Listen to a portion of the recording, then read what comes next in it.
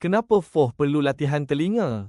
Pernah tak anda tengok dua orang Foh guna mixer yang sama, speaker yang sama, tapi hasil bunyinya jauh berbeza?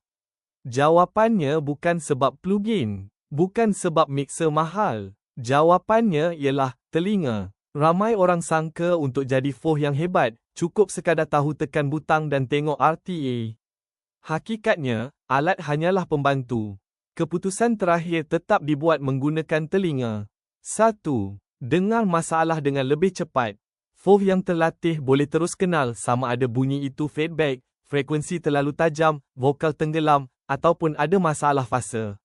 Semakin cepat kita kenal masalah, semakin cepat kita selesaikannya. 2. Buat keputusan lebih pantas. Dalam situasi live, tiada masa untuk berfikir terlalu lama. Kadang-kadang penyanyi tiba-tiba kuat, gitar berubah ton, atau venue penuh dengan penonton. Foh yang telinganya terlatih boleh terus tahu apa yang perlu diubah tanpa banyak meneka. 3. EQ dengan yakin. Ramai operator terlalu bergantung kepada RTA, sedangkan RTA hanya menunjukkan data. Apa yang didengari oleh manusia tetap lebih penting. Bila telinga sudah terlatih, kita tahu frekuensi mana perlu dipotong dan mana perlu ditambah supaya bunyi lebih natural.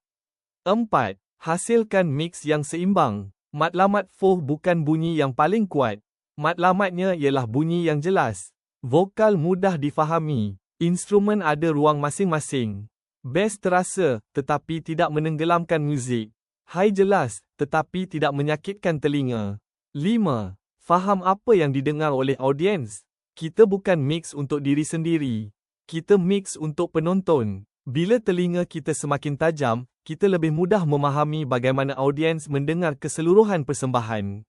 6. Nilai seorang Foh mixer boleh bertukar. Speaker boleh bertukar. Plugin boleh bertukar. Tetapi telinga yang terlatih akan sentiasa bersama anda. Itulah aset paling mahal bagi seorang audio engineer. Kalau anda benar-benar mahu menjadi Foh yang hebat, mulakan dengan melatih telinga setiap hari. Dengar muzik secara aktif, belajar mengenal frekuensi, berlatih EQ tanpa melihat analiza, dan sentiasa bandingkan hasil mix anda dengan rakaman yang berkualiti. Ingat, gear boleh dibeli, plugin boleh dimuat turun, tetapi telinga yang terlatih adalah perkara yang membezakan seorang operator biasa dengan seorang Foh profesional.